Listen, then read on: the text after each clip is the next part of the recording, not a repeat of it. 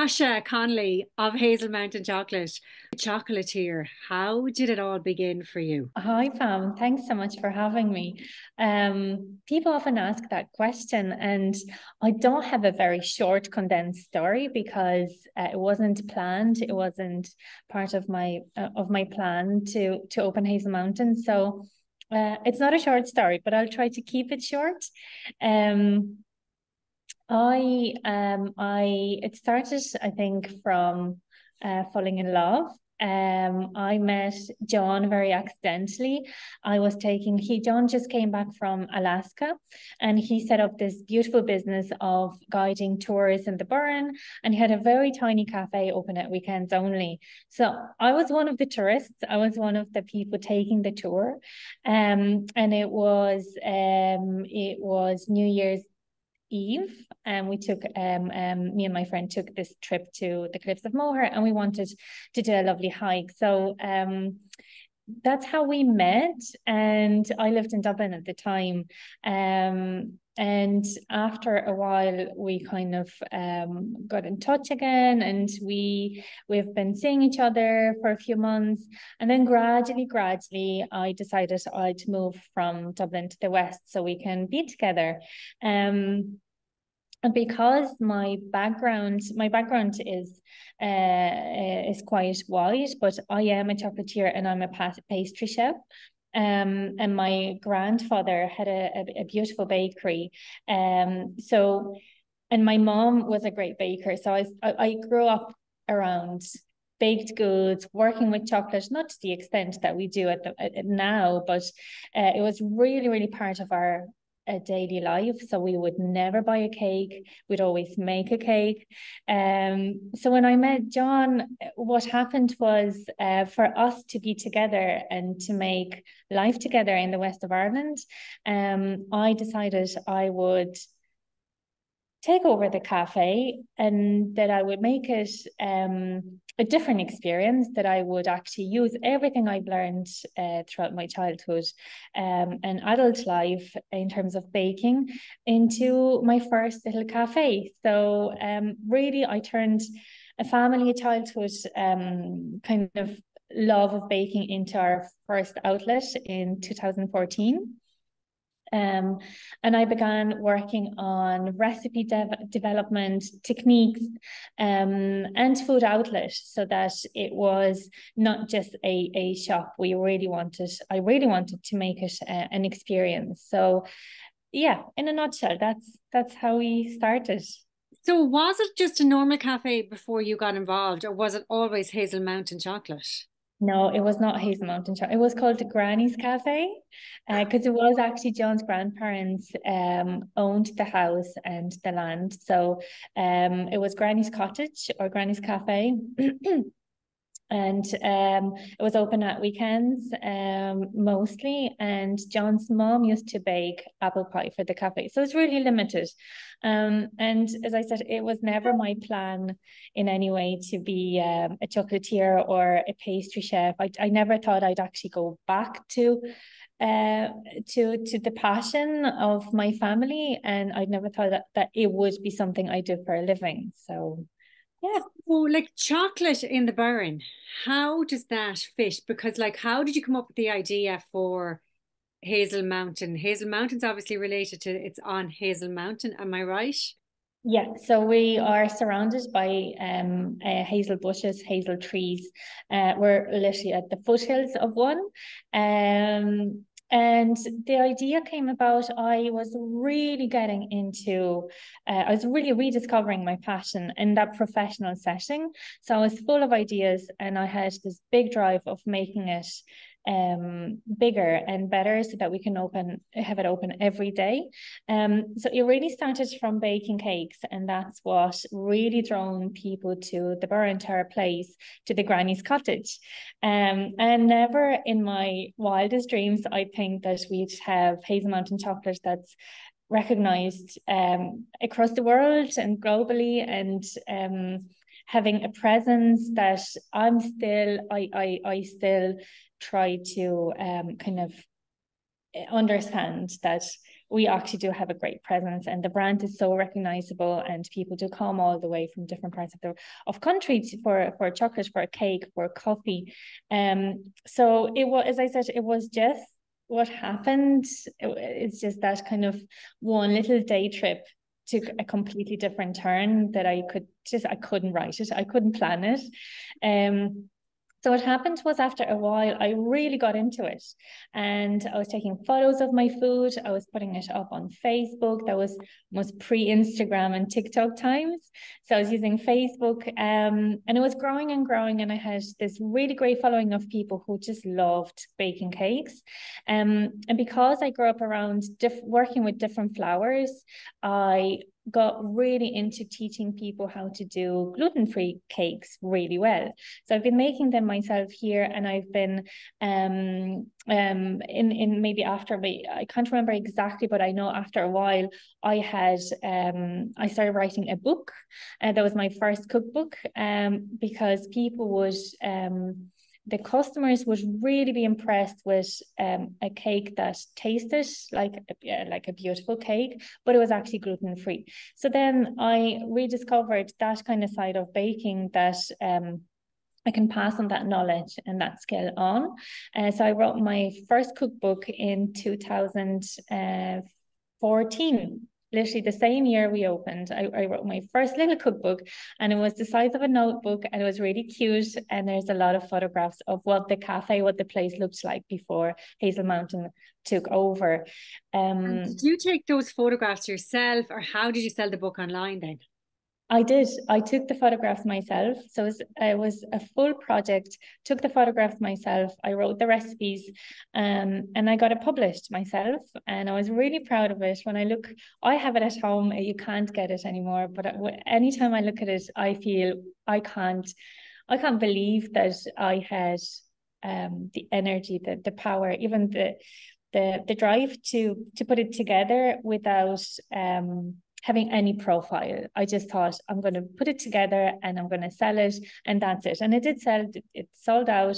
And I think because I was kind of pushing the boundaries continuously and constantly, looking for new ideas, new recipes, and new techniques, I started working with chocolate, and that really got me into Hazel Mountain. So that was really through the cake, through the baking, through making. We used to make little snacks made of chocolate. They weren't truffles, they weren't chocolate bars. They were just maybe like a little coconut and chocolate little ball, things like that weren't fully what we do now, but it really, really got ignited that kind of interest in chocolate. And that was the beginning of Hazel Mountain. And is chocolate easier to work with rather than those other ingredients? So when you're baking, was there a reason you were drawn? I know, like you said, your family were connected to that whole baking industry, if you like, but what was it about like the chocolate industry in particular that I suppose you were drawn to? I think we're all drawn to, if you melt chocolate or if you see any dripping chocolate, we're all automatically drawn to that picture. And it's really, once you start working with chocolate, it's really like riding a bike. You feel like, oh, I know how to do it. I can try and make a different recipes out of that type of chocolate or the other type of chocolate. I think it was once I mastered the baking, once I published my cookbook, I felt I just really, really got that interest in chocolate. And again, it wasn't something that I planned that would be the next thing that I do, but I just was really drawn to working with chocolate. And once you melt a certain amount of chocolate, it's therapeutic working with chocolate. For me, it's very beneficial to your obviously taste buds, but I think it's just that relaxation that you get from working with chocolate, that obviously in a professional setting is not longer a relaxation, but that's what really got me into the being passionate about chocolate. And like even selling chocolate online, or if you see Instagram and anything to do with chocolate, because like I was just reading earlier on, it's really interesting. Salcinanol, it's a active compound found in chocolate, which links to dopamine, which means that it's part of our reward centers in our brains. So, like, even looking at images of chocolate, it's connecting in some way with our brain because of the ingredients in chocolate, which leads me to your ingredients in relation to Hazel Mountain chocolate. Like, I've tasted Hazel Mountain chocolate, and I'm not just saying that it's the best chocolate I have ever tasted. It's so pure. Tell me about the ingredients, because that's a huge part of your story. It is. So we started working with chocolate. So we didn't produce it. We just bought it. We melted the chocolate and we worked with it. So that was the start of really kind of just working with it. And because I really wanted, we are located in the most stunning area, and I really wanted to keep my cafe. I wanted to grow it. I wanted to expand. I didn't think there was a lot of craft in the working with chocolate. So what I wanted to do is I wanted to produce it first. So I did a lot of education, self-education at the time. And that was these were the times that were kind of pre maybe craft chocolate. So we didn't, as consumers, we didn't have a lot of knowledge about different types of chocolate, or craft chocolate didn't really exist. So I really wanted to get the customers involved into the whole process and show all of us how this beautiful food that we all love, how it's actually made. So I started doing a research and see where can I get my first cocoa beans from. And Joan's family have relations. Joan's sister used to live in America, and she had those friends who were based in Miami, but they were Cuban. They were from Cuba. And before that, one of our first employees, the girl was from Mexico. So I thought, I'm going to try to see if any of those girls can put me into touch, if I can dig really deep and see if I can get my first cocoa beans. So I started importing cocoa beans when we didn't really know what a cocoa bean is, what it looks like, and how to process it. And through a lot of self-education, because chocolate has always been produced on a commercial scale. So there isn't a book to say, well, this is how you treat the beans, this is how you roast them. So I had to learn all of that myself, which I did.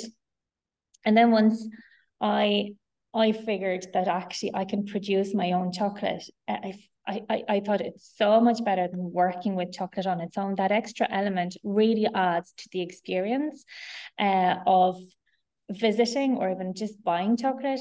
It was I won't make it sound like it was very easy, because it wasn't. It was a rocky road, but we managed to import cacao beans from different parts of the world, roast them on site in front of all the visitors, and mill it into chocolate. So it's a long process. It takes about a month, but it's always was my intention to have it all behind maybe a glass door, or to have it set up in a way that the consumer, the customer, can be part of it.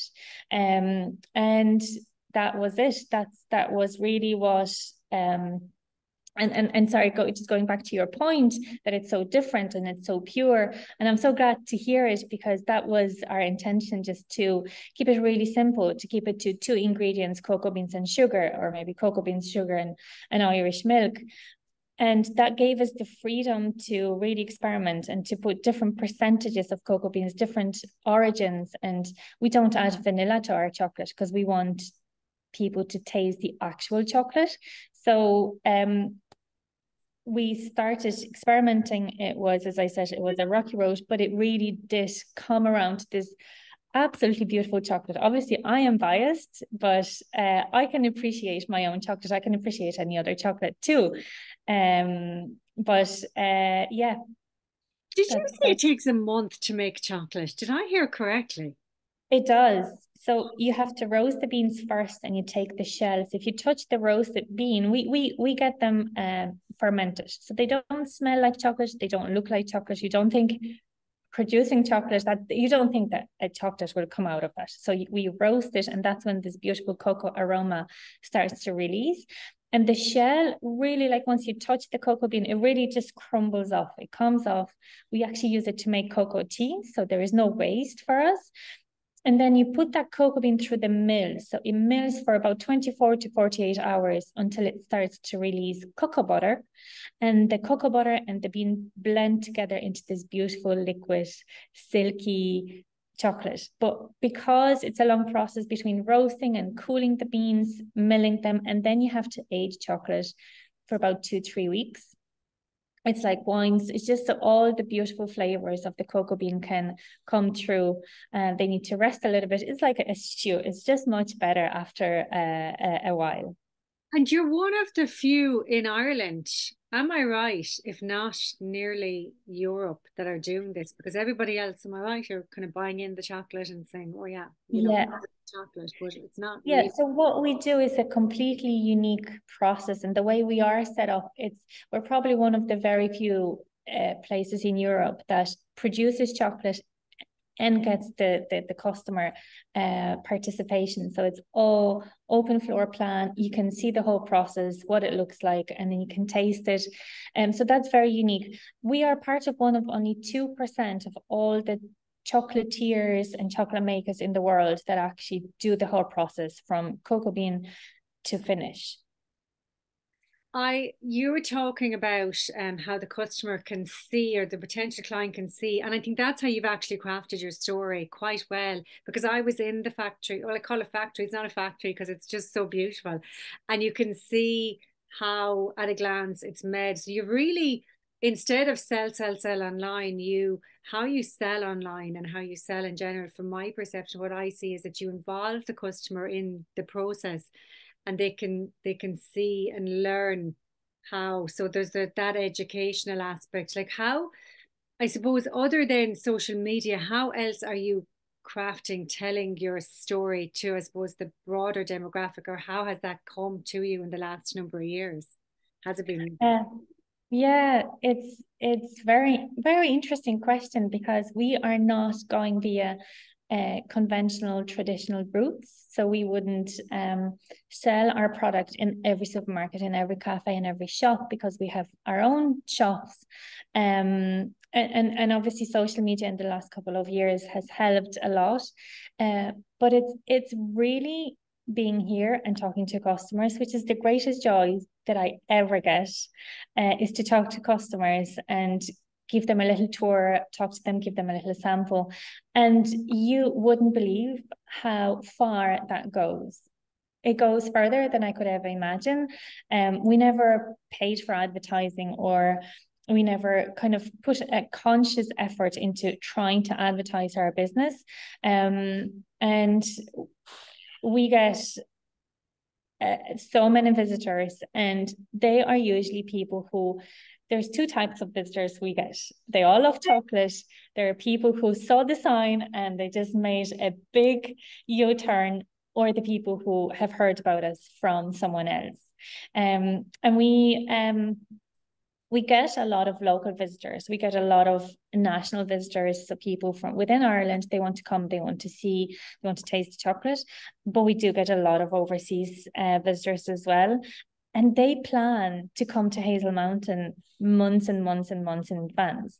And if they know they're coming to Ireland, they make a point to have their trip around calling over to Hazel Mountain. And I think that's obviously there's a lot way that we can do to promote the business, but that gives us a massive boost. And it's really enjoyable because the people are pre-educated. They know more or less what to expect, and they're really excited to come and see and taste chocolate. So Who it's can, a little bit unconventional. like, who can resist going to somewhere that literally makes their own chocolate on site? Like, it's irresistible. Can I ask you finally, just in terms of trends for chocolate, if there's such a thing, what's next in terms of trends for chocolate? So there would be two types. Definitely a trend for chocolate in general, and trend for bean to bar chocolate. So within the bean to bar chocolate, so producing your own chocolate like we do, there is a lot of trends to try to find different bean varieties that might be coming, or might be chocolate that might be produced in Asia, which is that's a new element. So I'm very excited about that. I'm very curious to see where the new cocoa beans, where we can get them from. And then within chocolate, I think there is a lot of trend in general about chocolate, a craft chocolate, which is really great to see as well. For us, there is a huge demand that we see coming for.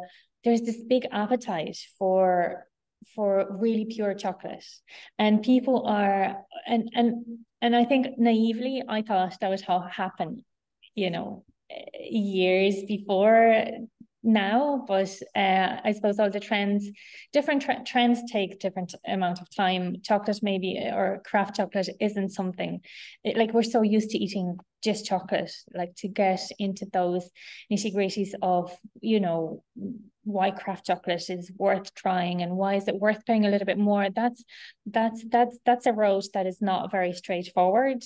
And there's definitely a lot of appetite for learning about chocolate, or even learning about working with chocolate, or even learning how to bake and work with chocolate. Over the years, I always feel like I've been a little bit ahead of my time.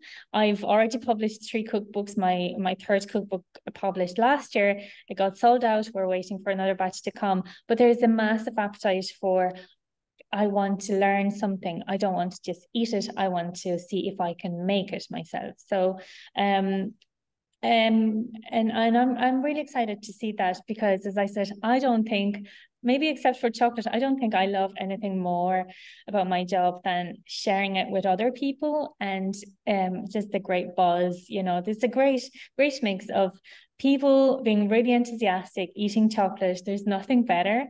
You could add maybe a glass of wine to the mix and that makes it perfect. But yeah, it's a really exciting time. It's very difficult as well, because I feel conventional retail, or even just retail, is a tricky business at the moment, and you really have to work hard to figure out how to maintain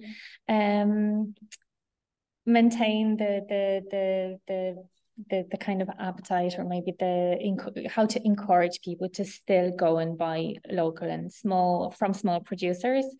And But having said that, yeah, and quality, I think, Kasha, as well. Like when you look at the trends, like wine, gin boxes, gin clubs, like yeah. hopefully chocolate is the next trend in relation to that type of industry. Which finally, just the very last question is, what's next for Hazel Mountain Chocolate? Um, what's next? I would like, having written 3 sweet cookbooks, I'd like to write a savory one. That's my own personal ambition and plan. In terms of Hazel Mountain, we've done a lot of work recently that included and involved TV celebrities. We worked with Adam Richman of Man vs. Food, John Turode, Nigella Lawson. So we've done a lot of projects, and because Hazel Mountain has exceeded our expectations and any sort of hopes for the future, we Hazel Mountain is a little bit ahead of of our plans. So there is a lot of opportunities, and I think the tricky bit now is for us to choose which direction we want to go without getting into, you know, a lot of detail. And we just have to figure out what is the best avenue for us to grow and to develop, because the opportunities are endless, but we can't do everything. Yeah, but So, what you do very well. Thank you so much, well, Kasha. thank you so much, Pam. Thank you for having me.